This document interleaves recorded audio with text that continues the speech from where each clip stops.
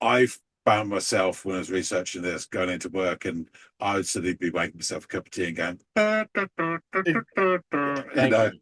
That's the highest like form of affirmation, given that my assumption that the thing I'm going to walk away with is going to be that damn trumpet line tomorrow. Taking a shower, I'm going to be in there. So yes, you're absolutely.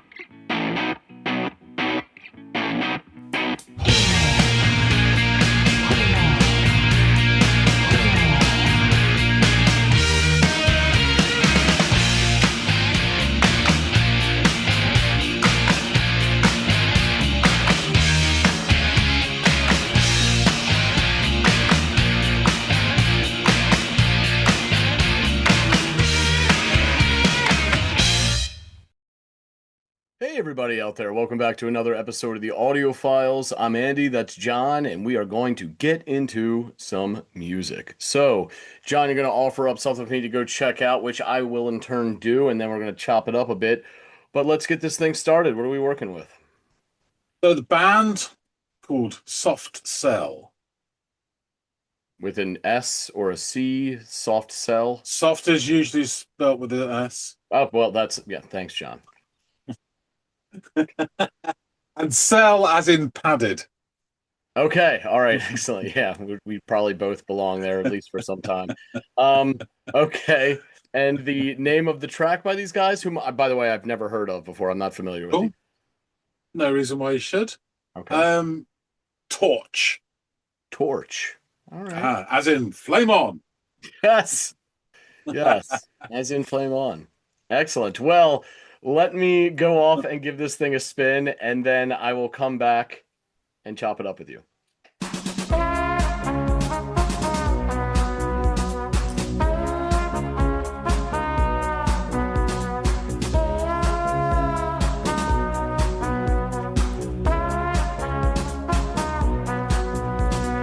I'm lost again and I'm on the run, looking for love in a sad song. Interesting, ominous little synth line there at the tail end of that stanza of lyrics that I wasn't expecting. Because we start with this jaunty rhythmic movement and, this lone trumpet that's kind of towing the line somewhere between like whimsy and, plaintive. Like it's a weird place. It's a weird gray area, right? Like between, have something that's whimsical and something that's sad, but yet it fits that for some reason. That's how it resonates with me anyway. And John and I have joked about this in the past where it's like, more than one trumpet, it's a party. One trumpet and it's kind of sad. And they're, even if they're trying not to be, and I don't know if they are or aren't yet, it still has the sad quality to it. Perhaps that's the intention, is to have this you know, pitiful kind of sounding trumpet where it's like they're trying to have fun by themselves. It sounds like, which is kind of sad in of itself. But it does stick out to me, and I like it. I like the way that it sounds very much. And even that ominous little synth touch was smile inducing, but I'm not. It's probably no secret. I'm not the world's biggest synth fan. I know that there are exceptions to the rule. Of course there are. But typically I'm not. And I'll say that outside of that, which I'm kind of like undecided on, um, just drum, the drum track, it's just a drum machine. It's almost kind of like, I don't know, impotent in a way as far as, what could be with the drums. It's just this thing, and it could be more than that. So we'll see how it progresses. Maybe they'll inject some actual drums in the mix, and I'll eat these words. But everything else sounds interesting so far. I do like the jaunty rhythm as a whole. I just don't like that part of what's providing it are these, like, this drum machine. With your Avenger eyes and your cat-like ways, I can hold you. You are a fool for me to be cruel. I'm leaning on this bar, listening to you sing, and your sad song rings in my ears, and I start to cry. This is very 80s sad boy. in his delivery and even some of the words that I'm catching here and there, it does sound like he's painting this narrative of like being fixated on somebody visually, but perhaps in his mind as well, or something that whatever he's witnessing with his eyes might be reminding him of what he's going through emotionally or something like that. But it does seem to be like he has his eyes fixed on a certain somebody who they themselves have Avenger eyes, which I'm not even sure what that means. Like Hawkeye or the Hawk. But yeah, very interesting. I'm no judgment here. I mean, I've listened to plenty of sad boy music, and I've brought my generation's versions of it to the channel before too. It's just interesting to hear that we're continuing down a somewhat emo-y path here. But yeah, let's pull this back. I do want to catch more of this narrative. To be cruel, I'm leaning on this bar, listening to you sing, and your sad song rings in my ears, and I start to cry. He's searching, she's showing. See him held in a deep, deep spell. He knows she's glowing. I can find within my mind a way to go. I can look deep into your light and shout, hold me, hold me, hold me, hold me, hold me. I do love this trumpet.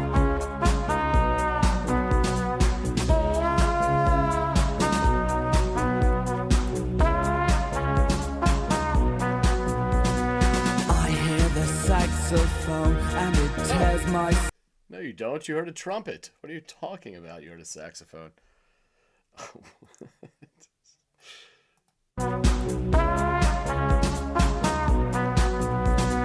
I hear the saxophone and it tears my soul, and we're feeling old, feeling so cold.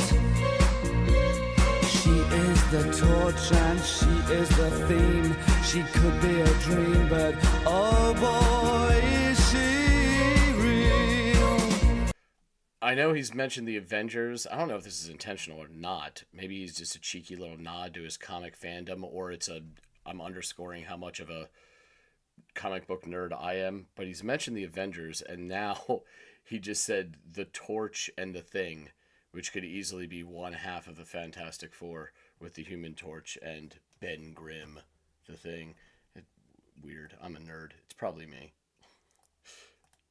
And she is the theme. She could be a dream, but oh boy, is she real. Try to avoid her eyes, to avoid her words. They will hit you with all that you feel. He's searching, she's showing. See him held in a deep, deep spell. He knows she's glowing. I can find within my mind a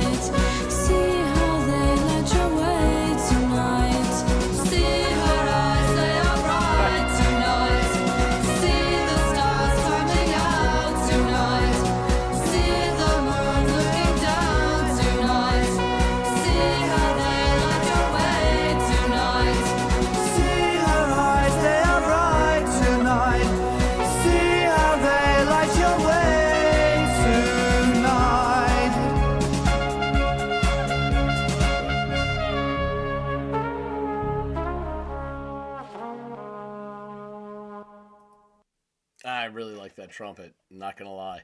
Uh, so yeah, this is a pretty decent track for one that features or relies on synths and a drum machine. As I stated earlier, I don't want to harp on it too much, but I'm typically adverse to those items being featured in tracks. But this one, the rhythmic movement was pleasant. I really enjoyed the trumpet in this track a lot. It almost acts as the hook, really. You know, it's the thing that that's the thing you're going to be humming later, not a particular line from this. I don't think. I think it's the trumpet that really stands out. But yeah, really enjoyed that. Again, even though I'm not a huge synth guy, the ominous sound at the end of every line or so that he would drop in the verses was really cool too. But overall, I just thought the narrative was kind of interesting. It's the subject matter of a fella grappling with like heartache and then finding this emotional escape um, through the visage of this female performer who he's probably projecting his own feelings on or toward. I would like to think in the case of this story that the singer isn't literally the woman who he's hung up on, but there is this reminder of that person in seeing her, the performer, and so he's kind of going through this, internal emotional, I don't know, revelation, not crisis, but this tumult inside about like how to feel and what he's going through. And I think it's an interesting way of addressing or depicting that kind of emotional or mental, kind of hurdle we've all probably experienced at least once in our lives, where we can't quite shake the memory or the thought of the person that we were once with or whatever. So that sounds like what we have on our hands here. And I think that's interesting subject matter. I think the way that he's framed it from a narrative standpoint is really interesting as well. Not crazy about some aspects of the music, but there were others that I was kind of charmed by. And I'm talking to you, Mr. Trumpeter or Mrs. Trumpeter. That said, I'd be interested to learn more about this track and hear what our man John has to say about it, since he is the one that offered it up. So let's get back to him. Frey Bentos is back. So you've had to listen to A Torch by Soft Cell. Please do tell all. I will do just that, John. The song begins with this jaunty rhythmic movement complemented by this very pretty motif on a lone trumpet that is towing this odd line between whimsical and plaintive. You can't shake the whole trumpet by itself as equal sad thing that we've talked and laughed about here on the channel. But this isn't overtly sad, and yet because it is trying to be buoyant on its own, there's something pathetic about that in and of itself. So there is something kind of sad about it. Go ahead, John. I think for me, it kind of reminds me of the end titles of Taxi. There's a sort of regret to it. It's trying to be, but it's just like, and it's that sort of, you're right, it's this wrapped up sadness and a little bit of patheticness and everything in it. Yeah. Really, While still trying to find the silver lining through the melodic motif that it's trying to, portray or whatever. It's kind of like a front that you see through. And which is great, because I think that as the narrative develops, there might be some of that to our main character as well, who's trying to move on from something but can't help being reminded of another thing, of that thing, as he just progresses on his day-to-day doing his normal routine or whatever. So in that way, it is quite clever. And for me, this horn is the hook of the whole song.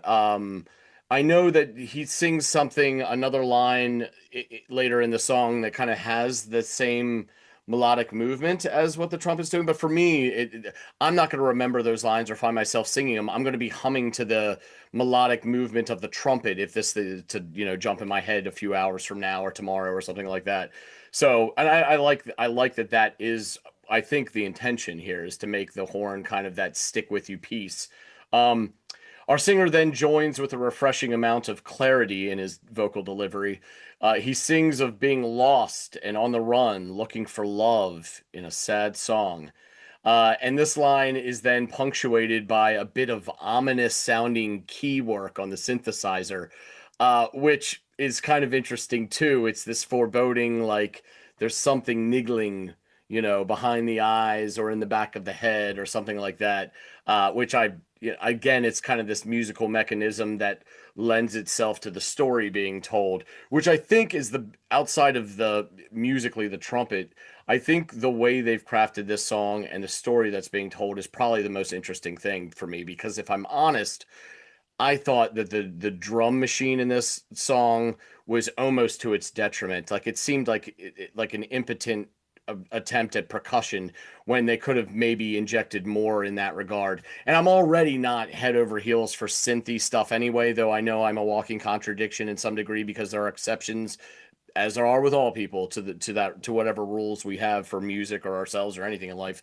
So, but I am finding plenty of redeeming quality to this song. Those, let me just get them out of the way, are my qualms. I do love the way that this is crafted and the story's being told, though, and the way the music helps with the story.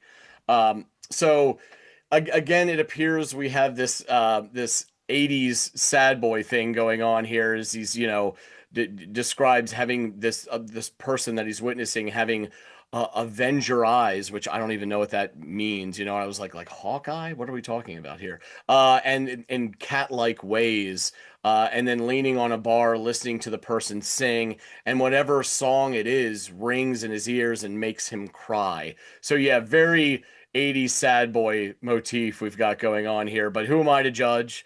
I've been known to offer up my generation's version of sad boy music on more than one occasion here on the channel. So this is just a matter of real recognizing real. There are no stones, just observations. Uh, they again deploy that suspenseful sounding synth line at the end of the vocal line before it gives way to what might be a pre-chorus when he sings, "He's searching, she's knowing, see him held in deep spell. He knows she's glowing." So our man sounds absolutely enamored with not only her visage, but her voice and words as well. Um, he sings a couple more lines as we move into the chorus, and then he repeats, "Hold me," several times. This guy just needs to be held. From this emerges another brief appearance by the trumpet that then gives way to the next stanza of lyrics that ironically and guffaw-inducingly mentions a saxophone right out of the gate, No, which I I know, found. it's so funny. I stopped. I said, "No, you don't, mate. That was a fucking trumpet you just heard. I don't know what you're talking about." The guy's barely got it from his lips, and he goes, "I hear the saxophone." And he goes, "What am I, chopped liver?" Yeah, exactly. It's like what am I even doing this for? Funny. Yeah, I laughed very much at that point. That was great. So yes, he mentions the saxophone, and my chuckles fade as he continues on his sad boy narrative, singing, "We're feeling old, feeling so cold. She is the torch, she is the thing." And now I'm like, wait a minute. You mentioned the Avengers in the last stanza. Now you've knocked out one half of the Fantastic Four. Like, are you a Stan Lee mark like I am, or what's going on here? So I thought that was an interesting line.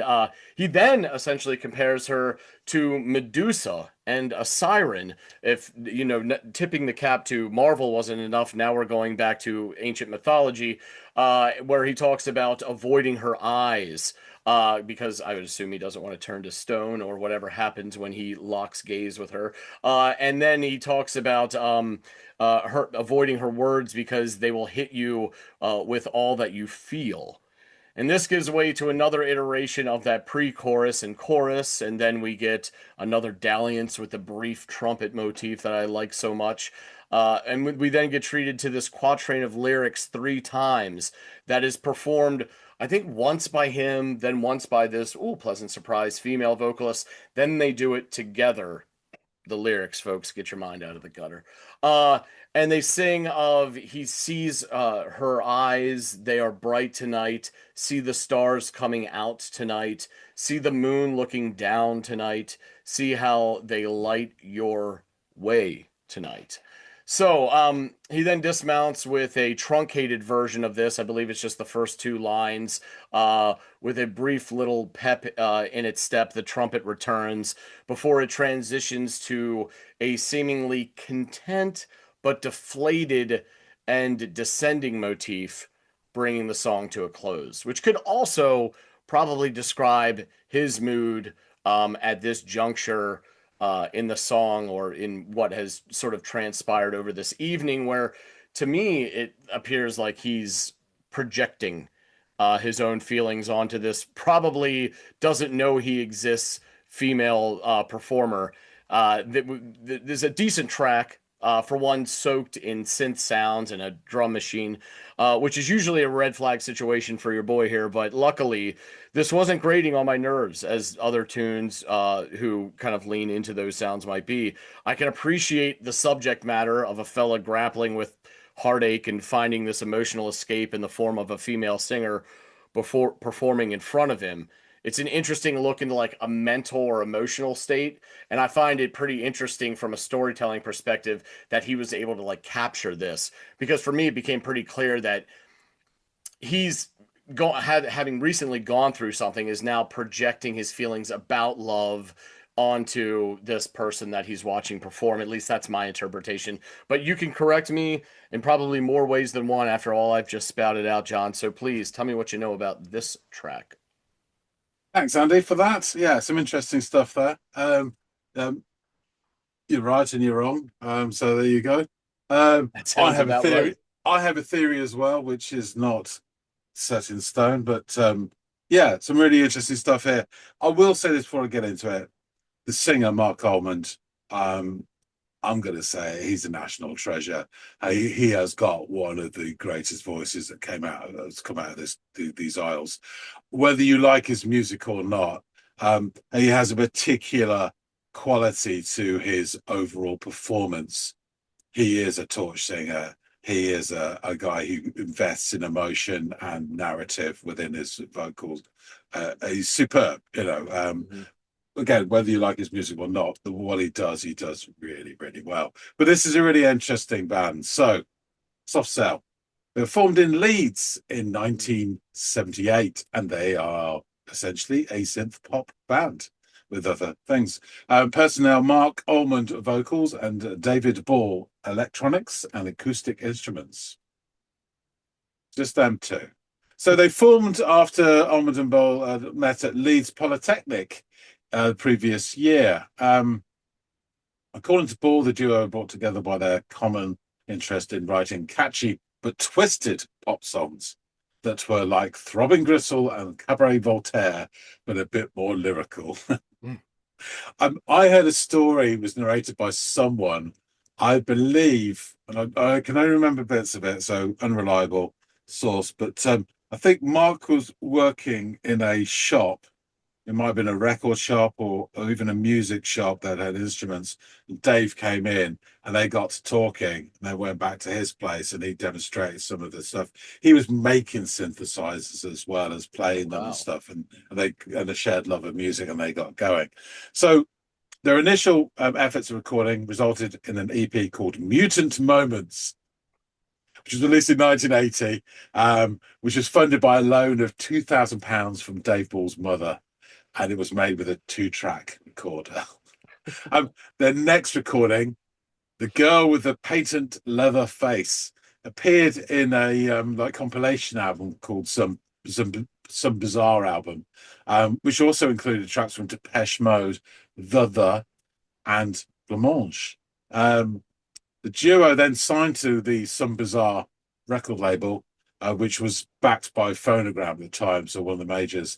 And their first single, A Man Could Get Lost, with the B-side of Memorabilia, was a success in the nightclubs, particularly Memorabilia, but it did not trouble the charts, as they say. After that, Phonogram Records sort of said, basically, we're in charge here. Forget you nice people at Some Bizarre, and they gave them a second and final chance to get to produce a charting song. So 2 strikes and you're out, and pretty harsh. But the band opted to record a cover version of Tainted Love, which is an obscure 1965 Northern Soul track, originally released by Gloria Jones, who was known at one point as like the Queen of Northern Soul, but was also the backing vocalist, keyboard player in T-Rex in the mid-70s, and was a partner of Mark Bolan when he died, and she had a son with him as well. So, famous in her own right there. Released in 1981, Soft Cell's Tainted Love was a #1 hit in 17 countries, including the UK, where it became the second biggest selling single of 1981, selling 1.05 million copies. They did a recount at the end of the year because it was the biggest selling single. They did a recount and it got relegated to #2 spot behind Don't You Want Me by the Human League. Well, Another bagger. John, when I said at the beginning of this that I wasn't familiar with Soft Cell, and you're like, oh, yeah, there's no reason you should be. Tainted Love, man. I don't even know the Northern Soul version. All I know is their version of this, and I didn't realize it was them. So, yeah, I mean, I don't know if the U.S. was one of those several countries that it went #1 in, but I'm sure if it didn't, it got close because, or at least charted, because that song is still to this day, you'll hear it over here. In 1982, in the following year, Tainted Love became a #8 single in the United States and went on to set a Guinness World Record at the time for the longest consecutive stay of 43 weeks in the US Billboard Hot 100 charts. Yeah, man. I Will Always Love You and all that shit's probably beat that, but it was at the time. The song's popularity developed slowly, and it took 19 weeks for it to enter the top 40. And the A side of the 12-inch of Tainted Love actually featured a 2-song melody where it morphed in from Tainted Love into Motown classic Where Did Our Love Go, originally done by the Supremes in '64. And I was listening to that on my earbuds as I was walking the dog into town this morning. And it's still brilliant. I mean, I'm not sure how much you'd enjoy it because it's very synthy poppy, but it's fantastic. And his emoting vocals sort of take over this cold synth pop feel and it becomes something else. Anyway, the duo's first album, Non-Stop Erotic Cabaret. There you go. It's hilarious cover. And it's just got like Peep Show, Sex Out at the back and all this stuff. It was a real sort of funny album all about the seedier side of life and all that. It hit #5 spot in the UK, and explored now trademark self-sale themes of squalor and sleaze. The album produced 2 more additional hits: Bed Sitter, which reached #4, and Say Hello, Wave Goodbye, which peaked at #3 in February '82. Funny story: when my best mate got married, they wanted as their first dance Sail Away by David Gray. And I said I thought I had a copy of the CD, which I did. I'd borrowed it from somewhere and burnt it and then produced a cover. But the copy that I'd burned had an extra track in it. So when the DJ said it was track 9 or 8 or whatever, he went to line it up. He got the one before, which was that David Gray's cover of Say Hello, Wave Goodbye, one of the ultimate breakup songs, and that was their first dance at their wedding. And he hasn't let me forget that ever since. And it's not my fault. I didn't press play. It's fucking DJ. But anyway, it's a funny story. So during '82, the duo spent most of their time recording, relaxing in New York City, where they met a woman named Cindy Ecstasy, surprisingly, at an after-hours bar called Club Berlin. Who Almond would later confirm became his drug supplier. Torch was released as a single in '82, and in mid-June it peaked at #2 in the UK singles chart. Mark Almond duets towards the end of the song with Cindy, his drug dealer, and it also features a prominent trumpet solo by John Gatchell, noted jazz musician. So lyrics. For a start, I have a theory. I mean, your interpretation of the song is totally correct, and nothing wrong with it at all. However, what you wouldn't know is the personality of Mr. Mark Almond, who is national treasure. He was openly gay which was a big thing in 81, 82, Okay. hugely, and I have the feeling from this song, not only he's seen this torch singer, he sees himself as that person as well, or wants to become that object of desire and power and the femme fatale. And so he's projecting, you're right, but I think in another way he's projecting himself to be that character. Gotcha. So that's And another interpretation, yeah, and whether to it's be right or fair, when I not. said he was projecting, and I'm sure you're aware of this, but I meant like a lot of people write songs from a first person perspective that aren't from their own perspective. They are putting themselves in the shoes of these characters that they're creating. And I'm not saying that that's what he's doing, but that's what I was assuming was going on here. But now it's like this whole other angle I can look at it from with that information that you've just provided, obviously. I would guess because he got a lot of shit at the time. He was very brave, and he didn't go on about it, but he got a lot of crap just for being gay. And I I'm think sure. some of this idea of a bit of this sort of power which this torch singer possesses over people, where he would love to have, and probably thought he did have himself. But anyway, lyrics. I'm lost again, and I'm on the run, looking for love in a sad song. With your Avenger eyes and your cat-like ways, I can hold you. You are a fool for me to be cruel. I'm leaning on this bar, listening to you sing, and your suds songs ring in my ears, and I start to cry.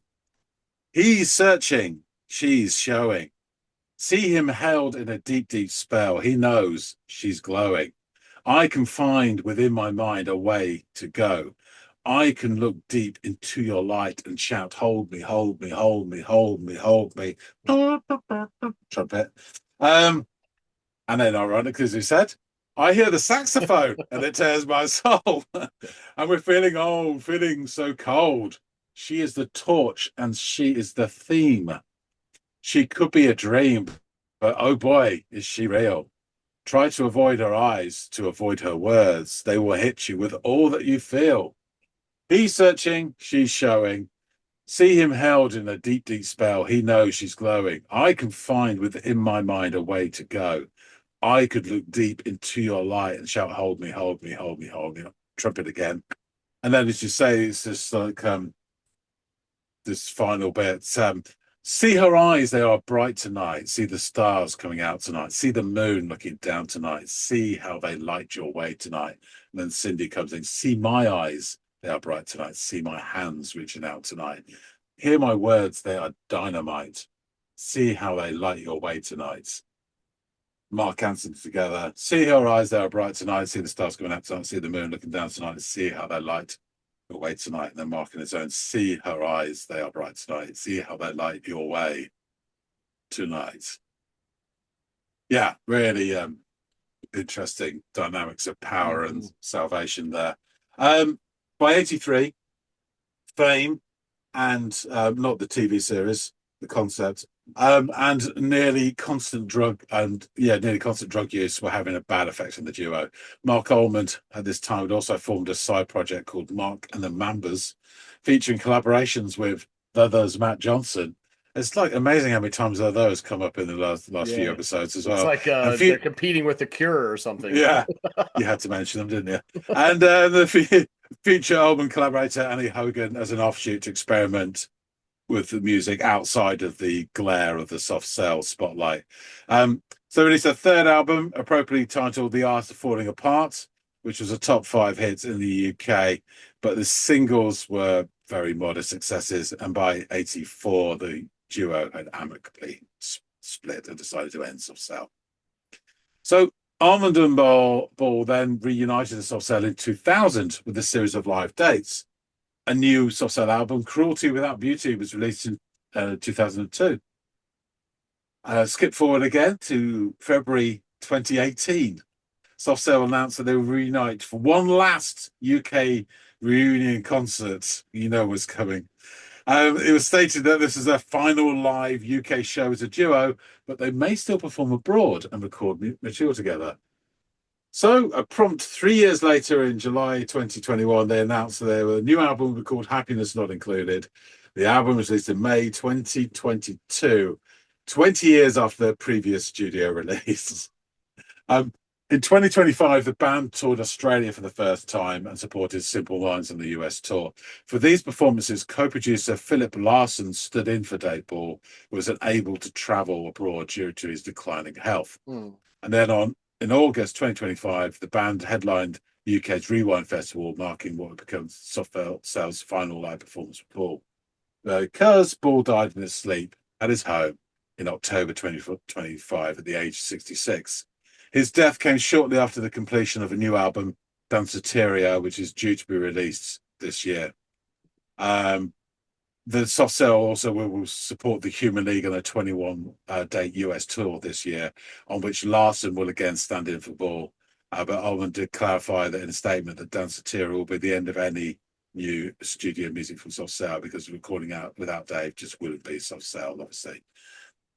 After Soft Cell disbanded in '84, Allman pursued a solo career, incorporating elements of pop, cabaret, and electronic music.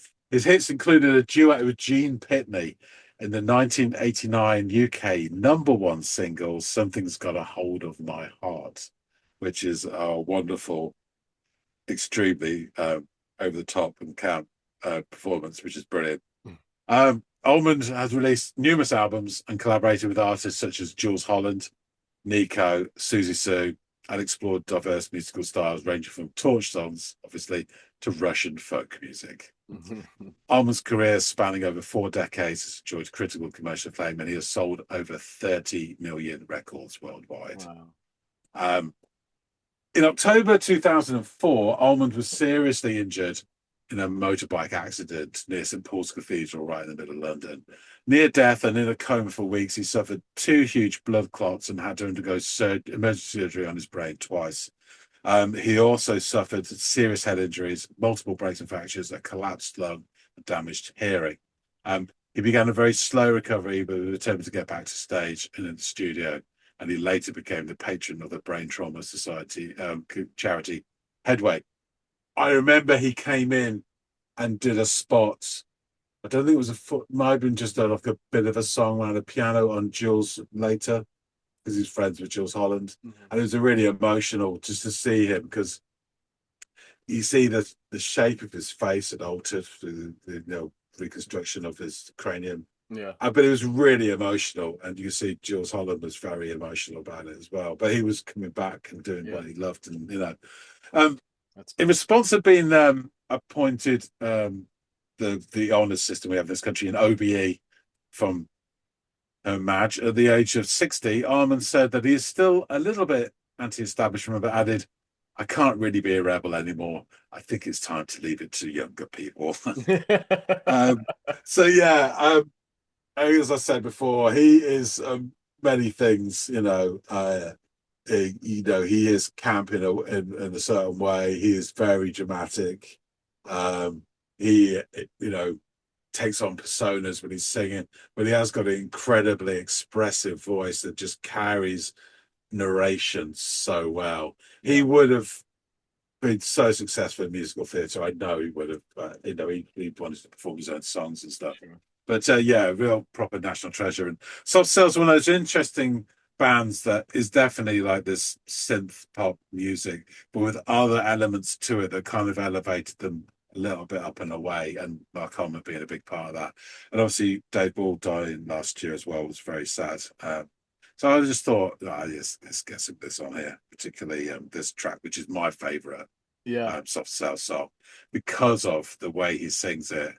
And that trumpet is just wonderful hook as well. As you say, I've found myself when I was researching this, going into work, and I would suddenly be making myself a cup of tea and going,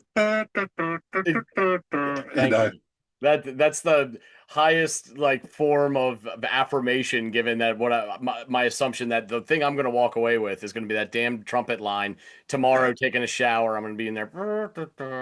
So yes, you're absolutely yeah, very cool, brilliant. Well, I'm glad you enjoyed it, Andy. Thanks for listening to this. Folks out there, please tell us what you think. Please show some love for Soft Cell and Mr. Almond. Hit the like button if you like this. Drop some comments. Tell us what you think about this track. Another Soft Cell stuff as well. It's that first album that I really, really like, and this track didn't really invest so much in later stuff. But bless them. And it's probably as obvious. I have a real soft spot for Mark Common. I think he's been through a lot of crap, and he's a real, what you call, a trooper.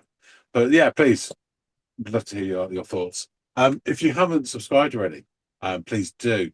We really appreciate everybody to support the channel. So hop on board.